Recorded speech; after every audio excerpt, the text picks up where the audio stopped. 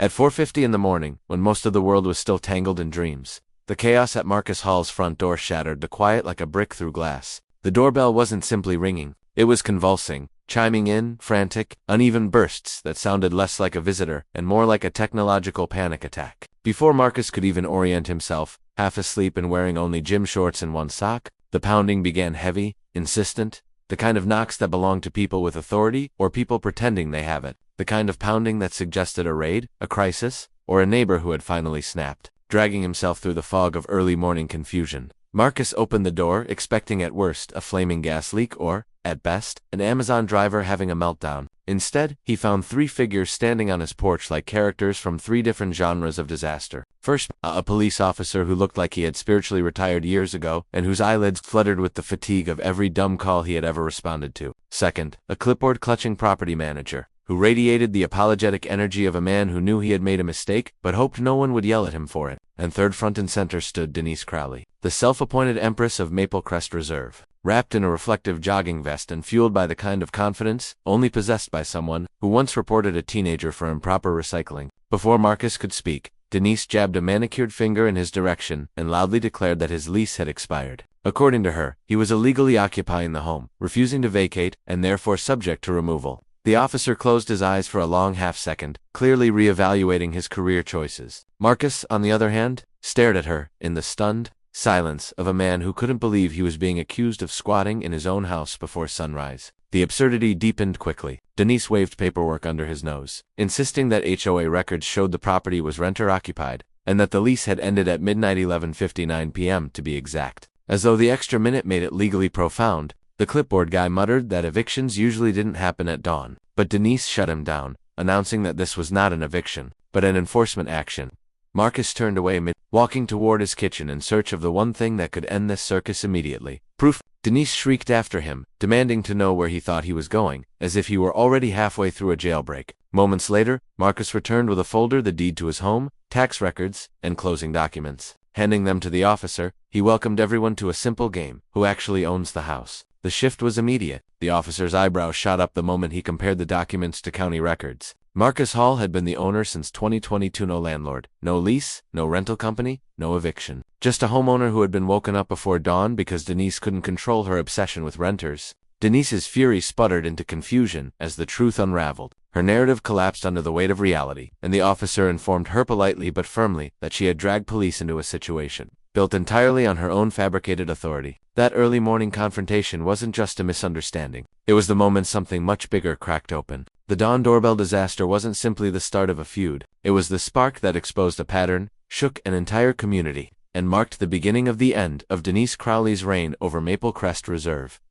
It takes a special kind of audacity for someone to look a homeowner in the eye, ignore every fact in front of them, and still insist they have the power to kick that person out of their own house. That was exactly the level of delusion on display the morning Denise Crowley, the self-styled queen of Maple Crest Reserve, tried to evict Marcus Hall from the property he had legally owned for 3 years. What began as a paperwork error metastasized into a full-blown power trip, fueled by Denise's obsession with control and her personal crusade against renters, an obsession so intense that she decided to rewrite reality to fit the narrative she had already committed to. From Denise's perspective, Marcus wasn't a software engineer with a mortgage and a deed. He was simply another renter contaminating what she believed should be a pristine kingdom of homeowners. A minor clerical mistake in a management database became her gospel truth. Instead of verifying anything, she treated it like confirmation of her long-held suspicions. In her mind, Marcus wasn't an owner, he was a rule-breaking, lease-violating problem to be stamped out. And once Denise decided something was true, no amount of logic could pry it from her grip. The escalation was almost theatrical. What started with emails addressed to tenant at 218 Grove Willow quickly spiraled into violation notices, demands for lease documentation, and relentless lecturing about renter responsibilities. Marcus did everything any reasonable person would do, explained the error, sent proof of ownership, attached tax statements, and even called the management company. But Denise wasn't looking for clarification. She was looking for justification. Every correction Marcus offered only strengthened her resolve that he must be lying, because her system couldn't be wrong. By the time she started photographing his windows, pacing the sidewalk like a self-appointed inspector general, and scribbling notes on her clipboard as though she were preparing for trial, it became clear this wasn't about rules. This was about power. When she finally decided to terminate his non-existent lease, documents she invented without authority. She crossed a line even most overreaching HOAs don't dare to approach. She taped a notice to his door ordering him to vacate within 24 hours, as if she had the legal standing of a landlord, a sheriff, and a judge all at once. It wasn't just incorrect. It was delusional. Then came the moment that solidified her reputation in the neighborhood folklore forever. The 4:50 a.m. enforcement mission. She summoned a police officer and a property manager to Marcus's doorstep under the guise of an act of eviction, claiming he was illegally occupying the home. She told dispatch that he might become violent, framing a peaceful homeowner as a potential threat. She weaponized the authority she didn't have, using emergency services as her personal muscle. And when the officer reviewed the deed and confirmed Marcus had owned the house for years, her entire narrative folded like wet cardboard. Her justification for the attempted eviction crumbled under the simplest scrutiny. HOAs cannot evict homeowners. They cannot terminate leases that don't exist. They cannot call the police to force someone out because they dislike a recycling bin or a Ring camera. Yet Denise believed she could do all of this simply because she was the president, because she had a clipboard, and because she had convinced herself she alone was safeguarding Maple Crest from the plague of renters. What made the situation even more disturbing was how unwavering her conviction remained even as the truth closed in on her. Instead of backing down, she doubled down, arguing with the officer, insisting the county was wrong, insisting the management company was wrong, insisting Marcus's deed must somehow be incorrect. She spoke with the righteous indignation of someone who had mistaken personal preference for legal authority. In the end, the attempted eviction exposed far more than a clerical error. It exposed an unchecked pattern of harassment, power, misuse, and fabricated authority. It revealed an HOA president who believed her position placed her above the law, and a homeowner who had the patience, documentation, and backbone to stand his ground. Denise wasn't just wrong, she was reckless. And her attempt to evict a homeowner from his own house became the turning point that ultimately dismantled her entire reign. It's remarkable how a single sheet of paper, silent, simple, and indisputable, can shatter an entire illusion of authority. In Marcus Hall's case, his deed wasn't just a document proving his ownership. It became the spotlight that exposed the elaborate web of errors, lies, and petty power plays woven by an HOA president who had long mistaken her clipboard for a scepter. For years, Denise Crowley operated with unchecked confidence, convinced her word was law and her instincts were infallible. But all it took was one deed, pulled from a kitchen drawer at dawn, to unravel everything she had built her authority upon. The seed of the conflict was planted long before the early morning chaos at Marcus's porch. The problem began the day the HOA's system mismanaged, outdated, and poorly maintained incorrectly tagged his home as a rental property. A simple clerical error, the kind resolved in seconds when handled by competent people, instead became ammunition for Denise's crusade against renters. She didn't just distrust renters, she obsessed over them. To her, they represented disorder, decline, and everything she believed she was fighting to prevent. So when Marcus's home popped up as tenant occupied, she didn't pause to verify she went to war. But Marcus wasn't a renter. He wasn't behind on dues. He wasn't violating any lease agreement. He was a homeowner who had bought the place 3 years earlier, recorded with the county, paid for by a mortgage he never missed. The deed showed all of this clearly, and yet Denise ignored every email, every document, and every logical explanation. She preferred the fiction she had created, that Marcus was a rogue tenant flouting the rules, and she was the vigilant guardian protecting the neighborhood. As the weeks went on, Denise's fiction became increasingly elaborate. She sent violation notices addressed to a tenant who didn't exist. She rewrote his account in the HOA system to reflect phantom landlords and expired leases. She insisted he provide documents he wasn't required to provide, because in her mind, he was already guilty. The deeper she went, the more tangled her narrative became. And when Marcus challenged her, she didn't correct the mistake. She escalated it. She stalked his property with a camera, manufactured complaints, and finally taped an absurd lease termination letter to his door, attempting to evict him from a home he legally owned. This was no longer an error. It was abuse, systematic, targeted, and fueled by an ego that refused to accept reality. Everything culminated in the 4:50 a.m. spectacle on Marcus's porch, when Denise arrived with a cop and a property manager, brandishing her fabricated eviction notice. She believed the system she manipulated would back her up. She thought no one would question her certainty. But the moment Officer Ramirez opened the deed folder Marcus handed him,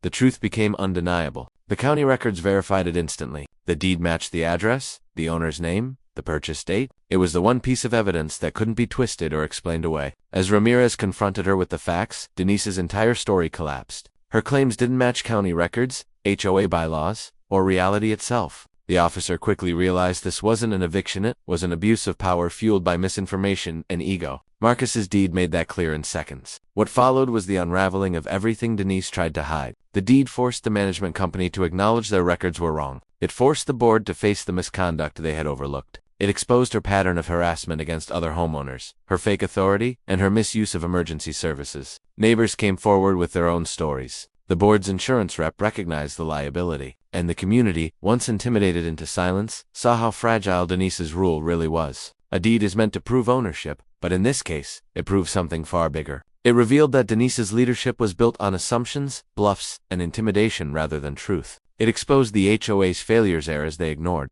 systems they never checked, and a president they allowed too much power. That one document destroyed the illusion she had cultivated and set into motion the accountability she never imagined she'd face. In the end, the deed didn't just protect Marcus's home. It dismantled a regime of HOA abuse, exposed a leader addicted to control, and reminded everyone that the truth properly documented can stop even the most determined bully in her tracks.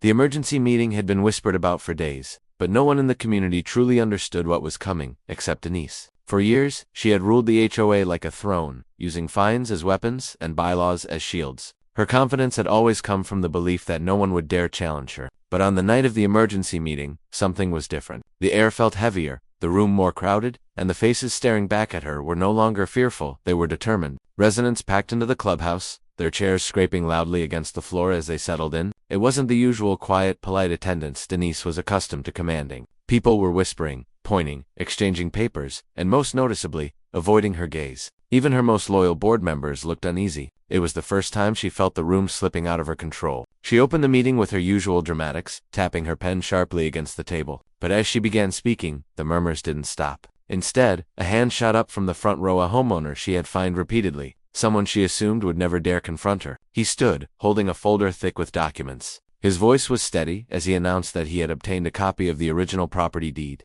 and what he had found proved that many of Denise's rules were never legally valid to begin with. A ripple went through the crowd. Denise froze for a moment before trying to dismiss him, insisting he was misinformed. But the homeowner didn't sit down. He flipped page after page, reading aloud clauses that contradicted years of her decisions. Every line he read chipped away at the authority she had built. More residents stood up. Some had emails, some had old HOA newsletters, others had photographs and times. One by one, they presented evidence of her overreach, illegal fines, unauthorized rule changes, misuse of HOA funds, and personal vendettas disguised as policy enforcement. A retired attorney from the neighborhood stepped forward and calmly explained how several of Denise's actions could be considered violations of state HOA laws. Her face drained of color as she realized she wasn't facing upset homeowners, she was facing a coordinated uprising. For the first time, Denise stuttered. She attempted to regain control, calling for order, banging her gavel, even threatening to end the meeting. But no one listened. Her voice, once sharp and commanding, was drowned out by the rising tide of anger and long-contained frustration.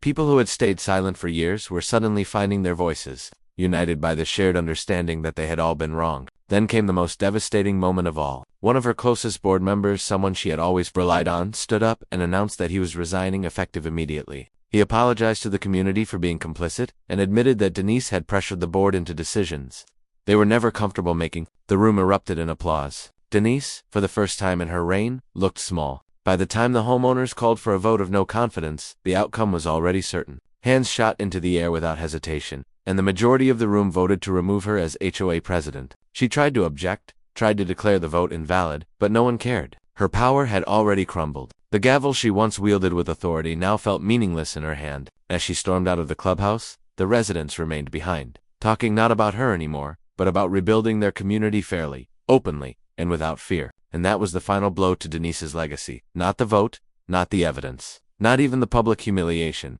but the simple realization that the neighborhood was moving on without her. Her reign was over, and it ended not with a dramatic confrontation, but with the collective decision of the very people she believed she controlled. The fallout began the moment Denise was removed from her position, but no one, least of all Denise herself, understood just how far the consequences would reach. For years, she had operated the HOA like her personal empire, issuing fines based on whims, rewriting rules without votes, and weaponizing authority to settle personal grudges. When her power finally collapsed, all the buried anger, doubt, and confusion in the community rose to the surface, demanding answers. And this time, no amount of intimidation or gavel-banging could silence them. Within days, residents began requesting copies of their account statements and HOA records, documents Denise had always made incredibly difficult to access. Once the new interim board retrieved the files she had guarded so tightly, the truth was even uglier than anyone expected. Dozens of homeowners discovered fines they had paid for violations that never existed in the official bylaws. Simple disagreements had turned into penalties. Personal arguments had transformed into warnings, fees, and threats of liens. The paper trail revealed how meticulous she had been in hiding her misuse of power, but also how sloppy she became when her ego grew faster than her caution. People who had once felt isolated in their struggles now realized they had all been victims of the same pattern. Neighbors who barely spoke to each other began comparing notes, gathering emails, receipts, and photographs. The more they pieced together, the clearer it became that Denise's behavior wasn't just aggressive. Many of her actions broke state HOA regulations. And once that understanding spread, the community shifted from outrage to determination. The first lawsuit was filed barely a week after her removal. A family who had nearly lost their home to an illegal lien decided to take action, accusing Denise of abuse of authority and emotional distress. Soon after, another homeowner filed a claim for the thousands they had spent fighting a fabricated landscaping violation. Then came a collective complaint to the state attorney general's office, supported by the new board outlining years of misconduct, lack of proper elections, misuse of HOA funds, and systematic intimidation of residents. Denise tried to defend herself, sending long, furious emails, insisting she had acted in the community's best interest, and that the real problem was ungrateful homeowners who didn't respect rules. But her arguments collapsed the moment financial audits revealed that HOA money had been spent on items and services that had nothing to do with neighborhood maintenance, things that looked suspiciously like personal purchases, travel reimbursements, and gifts to keep certain board members loyal. The more she protested, the worse she looked. She had spent years thriving on fear and silence. But now every attempt to justify herself only fueled the ongoing investigations. Her former allies backed away one by one, claiming they had been pressured or deceived. The new board froze accounts, contacted legal counsel, and made transparency their first priority. Homeowners who had once avoided meetings now attended regularly, eager to create a community where no one individual could ever hold that much unchecked power again. As lawsuits piled up, Denise found herself increasingly isolated. Her reputation, once inflated by the illusion of authority, was now defined by the damage she had done. Neighbors who once avoided crossing her path now openly discussed her downfall on porches, group chats, and community walks. The fear she had cultivated for years evaporated almost overnight. The final blow came when the HOA's insurance provider declined to cover her legal defense, stating that her actions fell outside the scope of legitimate job duties. For the first time, she had to face the consequences alone. Her empire had not been defeated by a single event, but by the collective weight of every unjust fine, every lie, every abuse of power she believed would never be traced back to her.